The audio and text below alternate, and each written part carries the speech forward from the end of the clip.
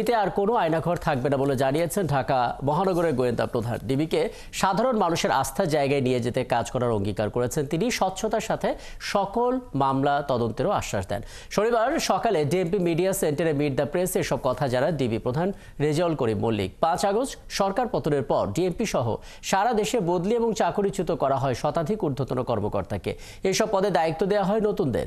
এর মধ্যে ঢাকা মহানগর গোয়েন্দা পুলিশের অতিরিক্ত পুলিশের দায়িত্ব পান রেজাউল করিম মল্লিক। আসামিদের আর হয়রানি করা হবে না জানিয়ে বলেন, ডিবিতে মানুষ ন্যায় বিচার পাবে। কোনো কর্মকর্তা অপরাধ করলে তাদেরকে ছাড় দেওয়া হবে না বলে হুঁশিয়ারি করেন গোয়েন্দা প্রধান।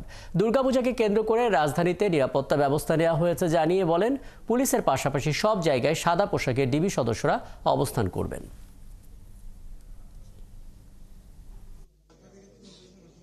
আমি স্পষ্টভাবে বলতে চাই, ঢাকা মহানগর গোয়েন্দা অফিসে আর কোনো আয়নাঘর থাকবে না।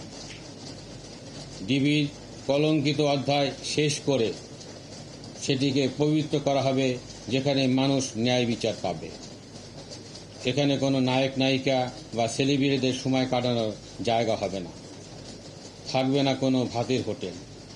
আসামি যেই হোক না কেন, সেই ন্যায় বিচার পাবে।